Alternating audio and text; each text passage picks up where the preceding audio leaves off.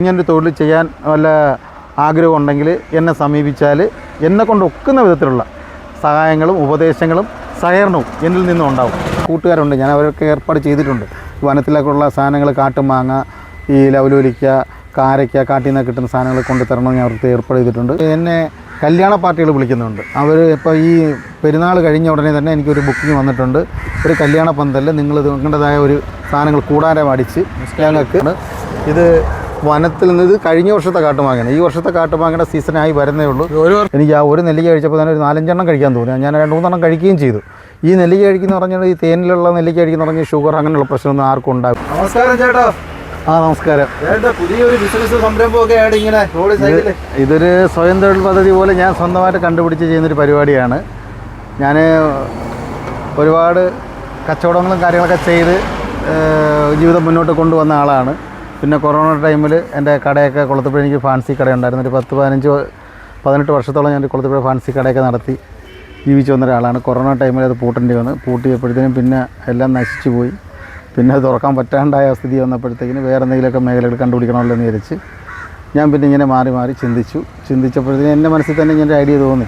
അപ്പോൾ ഞാൻ ഈ കേരളത്തിൻ്റെ പല ഭാഗത്തും യാത്രയൊക്കെ ചെയ്യാറുള്ളപ്പം ഓരോ സ്ഥലങ്ങളിൽ ഓരോരുത്തർ ഓരോന്ന് ചെയ്ത് ജീവിക്കുന്ന കണ്ടപ്പോൾ എനിക്കും അങ്ങനെ ഐഡിയ തോന്നി. എന്നാൽ നമുക്കും അങ്ങനെയൊക്കെ ചെയ്ത് ജീവിക്കാമല്ലോ. നമ്മൾ ജോലിയില്ലെന്ന് പറഞ്ഞ് ഒരിടത്ത് ഇരുന്നാൽ പിന്നെ അങ്ങനെ ഇരിക്കാനല്ലേ പറ്റത്തുള്ളൂ. അപ്പോൾ ഞാൻ മാത്രമല്ല, എന്നെപ്പോലുള്ള ഓരോ ചെറുപ്പക്കാരും അങ്ങനെ ചിന്തിക്കണം. നമ്മൾ ജോലിയില്ല എന്ന് പറഞ്ഞ് ഒരിടത്ത് അടിഞ്ഞിരിക്കാൻ പിന്നെ അങ്ങനെ ഇരുന്നങ്ങ് മനസ്സ് മടിച്ചു പോകും. അപ്പോൾ നമ്മുടെ മനസ്സിനൊരു പോസിറ്റീവായിട്ടുള്ള ചിന്തയെന്ന് വെച്ചാൽ നമുക്ക് ജീവിക്കാൻ പറ്റും, നമുക്ക് ഇതെല്ലാം ഒന്നല്ലെങ്കിൽ ഒന്ന് മാറി എന്തെങ്കിലുമൊക്കെ തൊഴിലുകൾ ചെയ്ത് ജീവിക്കാം എന്നൊരു മനസ്സിനൊരു ഐഡിയ ഉണ്ടെങ്കിൽ ഒന്നല്ലെങ്കിൽ ഒന്ന് മാറി ചെയ്യുക. അപ്പോൾ എന്തെങ്കിലും വിജയിക്കാൻ പറ്റും. അല്ലാതെ നമ്മൾ ഒന്നും ചെയ്യാൻ പറ്റത്തില്ല, നമുക്ക് ജോലിയില്ല എന്നൊക്കെ പറഞ്ഞ് ഒരിടത്ത് ഇരുന്ന് അങ്ങ് ഇടിഞ്ഞു പോകും. അതിനെക്കൊണ്ട് അങ്ങനെയൊക്കെ ചിന്തിക്കാണ്ട് നമ്മളെക്കൊണ്ട് പറ്റും, നമ്മളെക്കൊണ്ട് ഒന്നല്ലെങ്കിൽ ഒന്ന് വേറെ രീതിയിലെങ്കിലും ഓരോ കാര്യങ്ങൾ ചെയ്ത് ജീവിക്കാൻ പറ്റുന്നുള്ള ആ ഒരു നല്ല മനസ്സോടുകൂടി നമ്മൾ മുന്നോട്ട് വന്നാൽ ബാക്കി കാര്യങ്ങളൊക്കെ ദൈവം കൂടെ കാണിച്ചു തരും. ദൈവം പാതി നാം പാതി, നമ്മൾ പകുതി ചിന്തിക്കുക, ബാക്കി ദൈവം പകുതി നമുക്ക് തന്നിരിക്കും. അങ്ങനൊരു ചിന്താഗതിക്കാരാണ് ഞാൻ.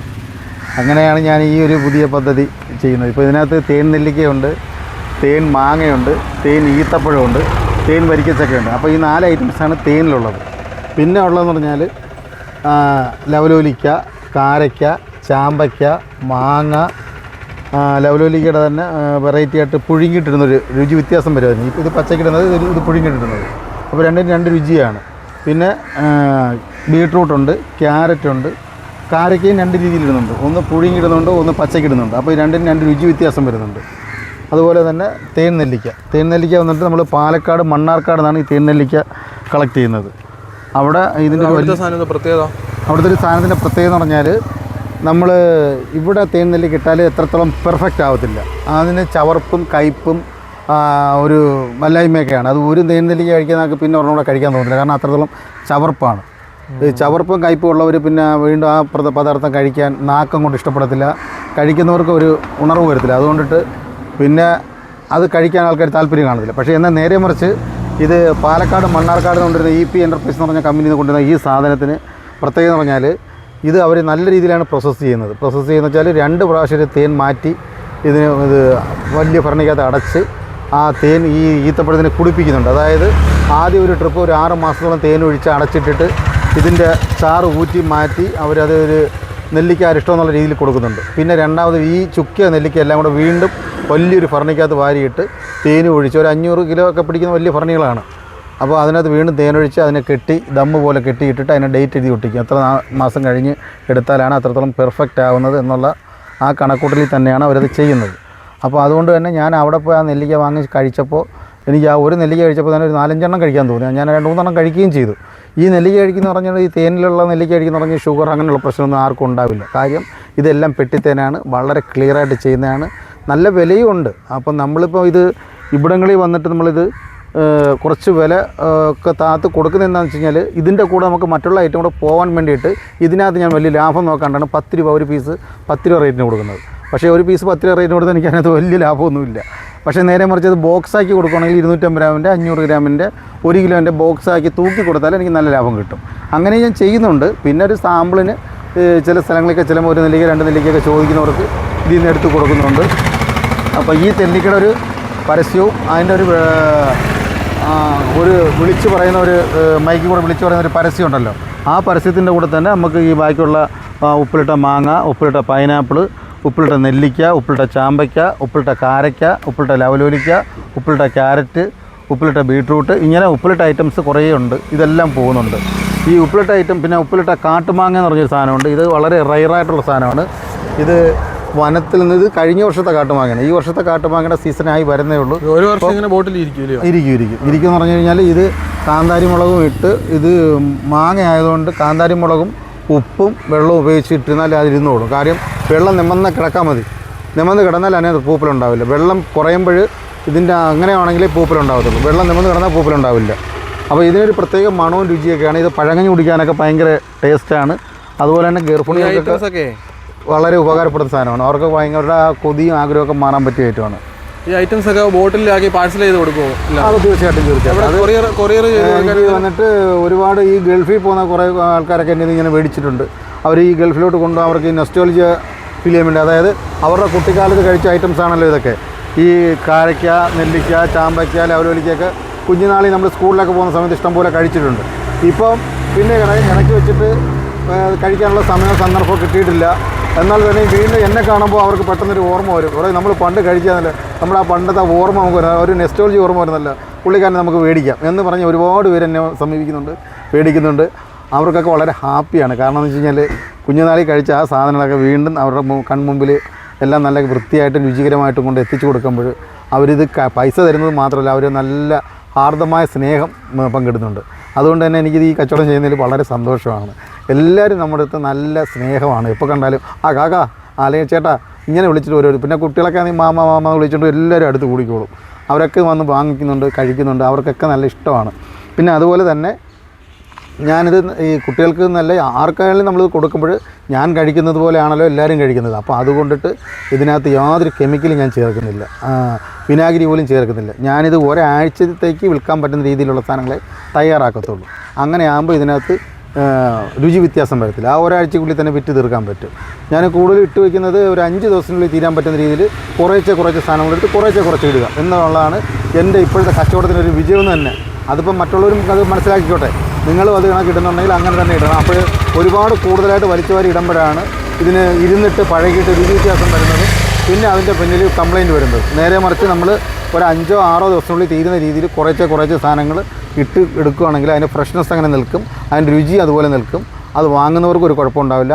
അങ്ങനെ ആകുമ്പോൾ നമുക്കതിനകത്ത് മറ്റേ ഇതൊന്നും, അതായത് ആസിഡോ അല്ല മറ്റേ ഈ കെമിക്കൽസോ ഒന്നും ചേർക്കേണ്ടി വരത്തില്ല. ഇതിനകത്ത് ഇപ്പോൾ നമ്മൾ ചൂടുവെള്ളവും ഉപ്പും ഉണ്ടമുളക് അല്ലെങ്കിൽ കാന്താരി മുളക് അല്ലെങ്കിൽ ഈ മലക്കറി മുളക്, ഇങ്ങനെ ഈ 3 ഐറ്റം മുളകിൽ ഏതെങ്കിലുമൊക്കെയാണ് നമ്മൾ ഇടുന്നത്. കൂടുതലും കാന്താരി മുളകും ഉണ്ടമുളകും ഇടുന്നതാണ് രുചിക്ക് കുറച്ചുകൂടെ ക്വാളിറ്റി കൂടുതലുള്ളൂ. ഉണ്ടമുളകാകുമ്പോൾ നല്ല മണവും ഉണ്ടാവും, രുചിയും ഉണ്ടാവും. അപ്പോൾ അതൊക്കെ തന്നെയാണ് ഞാൻ ഈ കൂടുതൽ ഇതിലൊക്കെ ചേർക്കുന്നത്. ഇതിൽ മാങ്ങ വന്നിട്ട് നമ്മളിങ്ങനെ മീൻ കണക്ക് വരിഞ്ഞിട്ട് അതിനകത്ത് ഉണ്ടമുളകും ഉപ്പും ഇട്ട് വെള്ളം ഒഴിച്ച് ചൂടുവെള്ളം ഒഴിച്ച് അടച്ചു വെച്ച് 3ൻ്റെ അന്ന് എടുക്കുമ്പോൾ നല്ലൊരു പ്രത്യേക മണവും ടേസ്റ്റുമാണ്. പഴങ്കഞ്ഞിയെ കുടിക്കാൻ നല്ലതാണ്. അത് മാത്രമല്ല, ഇത് അല്ലാണ്ട് കഴിച്ച് 2 മാങ്ങയൊക്കെ എടുത്ത് ചവച്ചുകൂട്ടി കുറച്ച് വെള്ളം കുടിച്ചാലും ഒരു സന്തോഷമാണ്. കാരണം നമ്മൾ കുഞ്ഞുനാളിലൊക്കെ ഈ ഉപ്പിലിട്ടതൊക്കെ തിന്നിട്ട് വെള്ളം കുടിക്കാറില്ലേ, അത് കണക്ക് നമുക്കൊരു നൊസ്റ്റാൾജിയ ഫീൽ ചെയ്യും. അതുപോലെ തന്നെ എന്നെ കല്യാണ പാർട്ടികൾ വിളിക്കുന്നുണ്ട്. അവർ ഇപ്പോൾ ഈ പെരുന്നാൾ കഴിഞ്ഞ ഉടനെ തന്നെ എനിക്കൊരു ബുക്കിംഗ് വന്നിട്ടുണ്ട്. ഒരു കല്യാണ പന്തലിൽ നിങ്ങൾ നിങ്ങളുടേതായ ഒരു സാധനങ്ങൾ കൂടാരം അടിച്ച് ഞങ്ങൾക്ക് ഒരു നൊസ്റ്റാൾജിയ അനുഭവപ്പെടുന്ന രീതിയിൽ നിങ്ങൾ തെർമോകോൾ പ്ലേറ്റിനകത്ത് ഈ സാധനങ്ങൾ എടുത്ത് ഓരോ വരുന്ന അവരുടെ കസ്റ്റമറിനും കൊടുക്കണം. അതിനകത്ത് തേൻ നെല്ലിക്ക ഉൾപ്പെടുത്തണം, തേൻ മാങ്ങ, തേൻ ചക്ക, തേൻ ഈത്തപ്പഴം, ഈ 4 ഉൾപ്പെടുത്തണം. അതുപോലെ തന്നെ എല്ലാത്തിൽ നിന്നും ഓരോ പീസ് നെല്ലിക്ക, ഉപ്പിലിട്ട നെല്ലിക്ക, ഉപ്പിലിട്ട ലവലോലിക്ക, ഉപ്പിലിട്ട ചാമ്പയ്ക്ക, ഉപ്പിലിട്ട കാരയ്ക്ക, ഉപ്പിലിട്ട മാങ്ങ, അങ്ങനെ അതെല്ലാം ഓരോ പീസ് വീതം ഓരോ കസ്റ്റമറിനും പ്ലേറ്റ് വെച്ച് നിങ്ങൾ കൊടുത്ത് ആ നെസ്റ്റോൾജിയ വീണ്ടും അവർക്ക് വരാൻ വേണ്ടിയിട്ട് ആ ഒരു കല്യാണം ഒരു വെറൈറ്റി ആക്കണം എന്ന് പറഞ്ഞ് ഒരു ടീം എന്നെ അടുത്ത് വന്നു കണ്ടു. അവർ പറഞ്ഞിട്ടുണ്ട്, അതിൻ്റെ എഗ്രിമെൻ്റൊക്കെ കഴിഞ്ഞു. അപ്പോൾ ഇൻഷാ അല്ലാഹ് അപ്പോൾ ആ ഒരു ഭാഗം നമ്മൾ ചെയ്യുമ്പോൾ അതിൻ്റെ ഒരു വീഡിയോയും കൂടെ ഞാൻ ആരെങ്കിലും കൊണ്ട് ഷൂട്ട് ചെയ്ത് വീണ്ടും നിങ്ങൾക്ക് വേണ്ടിയിട്ട് റിലീസ് ചെയ്ത് കാണിക്കാം. കാര്യം അതൊരു നല്ലൊരു വൈബായിരിക്കും. കാരണം എല്ലാവർക്കും അങ്ങനെയുള്ള സാധനങ്ങൾ കഴിക്കുമ്പോൾ ഒരു പ്രത്യേക ഒരു അനുഭൂതിയാണ്. കാരണം ഇതൊക്കെ നമ്മൾ ഇപ്പോൾ കുറേ നാൾ കൊണ്ട് കാണാൻ കിട്ടാത്തൊരവസ്ഥയിൽ കിടക്കുകയാണ്. കാരണം എല്ലാ സ്ഥലങ്ങളിലും ഇതിൻ്റെയൊക്കെ മരങ്ങൾ പട്ടുപോവുക. കാരണം ചൂട് കൂടുന്നതനുസരിച്ച് ഈ ചാമ്പയ്ക്കയുടെ മരം ഉണങ്ങുന്നു, ലവലോലിക്കയുടെ മരങ്ങൾ ഉണങ്ങി പോകുന്നുണ്ട്, കാരയ്ക്കയുടെ മരങ്ങൾ ഉണങ്ങി പോകുന്നുണ്ട്.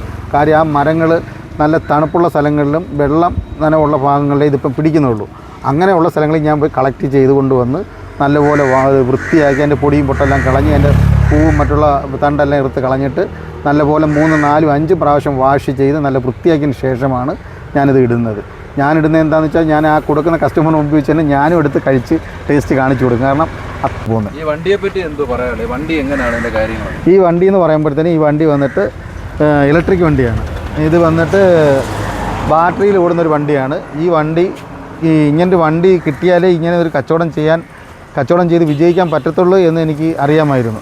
അതുകൊണ്ട് തന്നെ ഞാൻ ഈ വണ്ടിക്ക് വേണ്ടി ഒരുപാട് സ്ഥലങ്ങളിൽ അലഞ്ഞു എന്ന് പറഞ്ഞു കഴിഞ്ഞാൽ ഇത് ഇൻസ്റ്റാഗ്രാമിലും ഫേസ്ബുക്കിലൊക്കെ ഈ വണ്ടിയുടെ ഒരു പരസ്യം ഞാൻ കണ്ടായിരുന്നു. അങ്ങനെ പരസ്യം കണ്ട് ഞാൻ പല സ്ഥലത്തും ചോദിച്ചു. അങ്ങനെ എനിക്ക് കേരളത്തിൽ എവിടെയും ഞാൻ അന്വേഷിച്ചിട്ട് കിട്ടാതെ വന്നപ്പോഴാണ് ഞാൻ തമിഴ്നാട്ടിലോട്ട് പോയി അന്വേഷിക്കാമെന്ന് വിചാരിച്ചത്. അങ്ങനെ തമിഴ്നാട്ടിലോട്ട് പോയി അന്വേഷിച്ചപ്പോഴത്തേന് തെങ്കാശിയിൽ ഇത് കണക്കത്തൊരു വണ്ടി അവിടെ സെറ്റ് ചെയ്ത് കൊടുക്കുന്നതായിട്ട് ഞാൻ അറിഞ്ഞു. അങ്ങനെ ഞാൻ പോയിട്ട് പറഞ്ഞു എനിക്ക് ഇങ്ങനൊരു കച്ചവടം ചെയ്യാനാണ്. അപ്പോൾ പുള്ളിക്കാരൻ പറഞ്ഞു നിങ്ങൾക്ക് വണ്ടിയെക്കുറിച്ച് വല്ല അറിയാമോ എന്ന് ചോദിച്ചു. ഞാൻ പറഞ്ഞു അറിയില്ല, നിങ്ങൾ അതിൻ്റെ ഡീറ്റെയിൽസ് പറഞ്ഞു തരാൻ പറഞ്ഞു. അപ്പോൾ പുള്ളിക്കാരൻ പറഞ്ഞത് ഇതിന് സാധാരണ അവർ കൊടുക്കുന്നത് ഒരു ബാറ്ററി വെച്ചാൽ കൊടുക്കുന്നത്. ആ ഒരു ബാറ്ററി എന്ന് പറയുമ്പോൾ 50 കിലോമീറ്ററേ ഓടാൻ പറ്റത്തുള്ളൂ. അപ്പോൾ തന്നെ ഞാൻ പുള്ളിക്കാരനോട് പറഞ്ഞു അപ്പോൾ 2 ബാറ്ററി വെച്ച് നമുക്ക് 100 കിലോമീറ്റർ ഓടിക്കുന്ന ഒരു സംവിധാനം ചെയ്യാമെന്ന് വെച്ചു. അത് നിങ്ങൾ പൈസ മുടക്കാമെന്നുണ്ടെങ്കിൽ നിങ്ങൾക്ക് പറയുന്ന രീതിയിൽ നമ്മൾ ചെയ്തു തരാം എന്ന് പുള്ളിക്കാരനും പറഞ്ഞു. അപ്പോൾ ഞാൻ പറഞ്ഞു എനിക്ക് 2 ബാറ്ററി വെച്ച് 100 കിലോമീറ്റർ ഓടണം. അതായത് 50 കിലോമീറ്റർ ഒരു സൈഡിലോട്ട് ഓടിക്കഴിഞ്ഞാൽ ഒരു ബാറ്ററി തീരുമ്പോൾ തിരിച്ചെനിക്ക് വീട്ടിൽ വരണമല്ലോ. അങ്ങനെ വരണമെന്നുണ്ടെങ്കിൽ അടുത്ത ബാറ്ററിയിൽ കണക്ഷൻ കൊടുത്തിട്ട് തിരിച്ചു വരാൻ വേണ്ടിയുള്ള ആ അത്രയും എനർജി കൂടെ വണ്ടിക്കകത്ത് വേണം. അപ്പോൾ ഞാൻ സ്വന്തമായിട്ട് തന്നെ 2 ബാറ്ററി ഉള്ള രീതിയിൽ ഈ വണ്ടി സെറ്റ് ചെയ്ത് ഈ വണ്ടി എടുത്തു. ഇപ്പോൾ ബാറ്ററി എന്ന് പറഞ്ഞാൽ ഇതിനകത്ത് മോട്ടർ, സെൻസർ, ബാറ്ററി ഇത് 3ആണ് ഇതിൻ്റെ മെയിൻ ഹൈലൈറ്റ്. അപ്പോൾ ഈ വണ്ടിക്കൊരു പ്രത്യേകത എന്ന് പറഞ്ഞാൽ നമ്മൾ പിന്നെ ആദ്യം മുടക്കുന്ന ആ ഒരു തുക മാത്രമേ ഉള്ളൂ. ആദ്യം മുടക്കുന്ന തുക എന്ന് പറഞ്ഞാൽ ഞാനിപ്പോൾ ഈ വണ്ടിക്ക് 2 ബാറ്ററി ആയതുകൊണ്ട് 1,60,000 രൂപയാണ്. അല്ല ഒരു ബാറ്ററി മതിയെങ്കിൽ 1,30,000 രൂപ കിട്ടും. പക്ഷേ അത് നമ്മൾ 25 കിലോമീറ്റർ അങ്ങോട്ട് പോയിട്ട് പിന്നെ അടുത്ത 25 കിലോമീറ്ററിനുള്ളിൽ തിരിച്ച് വന്നാൽ നമ്മൾ വണ്ടി വഴിയിലാവാതെ ഇരിക്കാൻ പറ്റത്തുള്ളൂ. അതുകൊണ്ടിട്ടാണ് 2 ബാറ്ററി എടുത്ത് 50 കിലോമീറ്റർ അങ്ങോട്ട് പോവുക, തിരിച്ച് 50 കിലോമീറ്റർ ഇങ്ങോട്ട് വരിക എന്നുള്ള രീതിയിൽ പോകുമ്പോൾ നമ്മളൊരു മുൻകരുതൽ വേണമല്ലോ. ആ രീതിയിലായിട്ടാണ് ഞാൻ ഈ 2 ബാറ്ററിയുള്ള ഈ വണ്ടി 1,60,000 കൊടുത്ത് എടുത്തത്. പിന്നൊരു ഗുണമെന്ന് പറഞ്ഞാൽ ഈ 1,60,000 രൂപയുടെ ചിലവ് മാത്രമേ ഉള്ളൂ. പിന്നെ ഈ വണ്ടിക്ക് വേറെ ഒരു ചിലവും വരുന്നില്ല. അതാണ് ഈ വണ്ടി എൻ്റെ ഒരു ഹൈലൈറ്റ്, എൻ്റെ കച്ചവടത്തിൻ്റെ വിജയം എന്ന് പറയുന്നത്. എന്താണെന്ന് വെച്ച് കഴിഞ്ഞാൽ നമുക്കിത് ബാറ്ററി നമ്മൾ മൊബൈൽ ചാർജ് ചെയ്യുന്നതൊക്കെ വീട്ടിൽ തന്നെ ചാർജ് ചെയ്ത് നമുക്ക് ഉപയോഗിക്കാം. ചാർജിങ്ങിന് അധികം പൈസയൊന്നും ആവത്തില്ല. നമ്മൾ സാധാരണ കറണ്ട് ബില്ല് അടയ്ക്കുന്നതിനേക്കാൾ ഒരു 100-150 രൂപ കൂടെ 2 മാസം കൂടുമ്പോൾ വരത്തുള്ളൂ. കാര്യം ഒരു ബൾബ് കത്തുന്ന അത്ര ചാർജ് ഇതിനകത്ത് എടുക്കത്തുള്ളൂ. അതായത് ഇത് AC DC ആക്കി മാറ്റുന്ന ഒരു സംവിധാനമാണ്. 4 മണിക്കൂർ കൊണ്ടേ ഒരു ബാറ്ററി ഫുള്ളാവത്തുള്ളൂ. അപ്പോൾ തന്നെ അത് വളരെ ചെറിയ രീതിയിലാണ് എനർജി വലിച്ചെടുത്ത് ഇതിനകത്തോട്ട് സ്റ്റോർ ചെയ്യുന്നത്. അതുകൊണ്ട് തന്നെ എനിക്ക് ഈ വണ്ടി വളരെ ഉപകാരമാണ്. പിന്നെ ഞാനൊരു ചെയ്യുന്നൊരു ഐഡിയ എന്താണെന്ന് വെച്ച് കഴിഞ്ഞാൽ ദിവസവും ഞാൻ പെട്രോൾ അടിച്ചു എന്നുള്ള ധാരണയ്ക്ക് ഒരു 300, 400, 500 രൂപ ഒരു ടിന്നിലിട്ടങ്ങ് വയ്ക്കും. അങ്ങനെ ഇട്ട് വയ്ക്കുമ്പോൾ എനിക്ക് എങ്ങനെയായാലും ഒരു മാസം ആ ടിന്ന് പൊട്ടിങ്ങി ഒരു 10,000 രൂപ മിച്ചം ഉണ്ടാവും. അപ്പോൾ ആ 10,000 കൊണ്ടുവന്ന് ഞാൻ ഗോൾഡൊക്കെ പണയം വെച്ചിട്ട് ഇതൊക്കെ എടുത്തത്. അപ്പോൾ ആ ഗോൾഡ് കൊണ്ട് അടയ്ക്കാറുണ്ട്. അപ്പോൾ 1.5 വർഷം കൊണ്ട് തന്നെ എനിക്ക് ഈ വണ്ടിയുടെ 1,60,000 രൂപ എനിക്ക് തിരിച്ച് കിട്ടാൻ വളരെ ഉപകാരപ്രദമാകുന്ന രീതിയിൽ ഈ വണ്ടി നമ്മൾ ആ രീതിയിൽ നമുക്ക് ആ മെത്തേഡിൽ നമ്മൾ ചിന്തിച്ചാൽ 1.5 വർഷം കൊണ്ട് ഈ വണ്ടി നമുക്ക് ഫ്രീ ആവും. അതായത് നമ്മൾ ഡെയിലി ഒരു 400 രൂപ പെട്രോളിന് അടിച്ചു എന്ന് പറഞ്ഞ് ഒരു ടിന്നിൽ ഇട്ട് വയ്ക്കുക. അങ്ങനെ ടിന്നിൽ ഇട്ട് വെച്ചിട്ട് ഒരു മാസം ഒരു 10,000 രൂപ കളക്ട് ചെയ്ത് നമ്മൾ പണയത്തിന് അടയ്ക്കുക. അപ്പോൾ അങ്ങനെ ആകുമ്പോഴത്തേനും 1.5 വർഷം കൊണ്ട് 1,60,000 രൂപയുടെ കടം തീരും. ഇത് ഞാൻ നിങ്ങൾക്കും കൂടെ കേൾക്കുന്ന നിങ്ങൾക്കും അത് ഉപകാരപ്രദമാകട്ടെ എന്നുള്ളതിന് വേണ്ടിയിട്ടാണ് ഇത്ര വിശദമായിട്ട് പറഞ്ഞു തരുന്നത്. പിന്നെ നിങ്ങളെപ്പോലുള്ളവർക്ക് ആർക്കെങ്കിലും ഇങ്ങനെ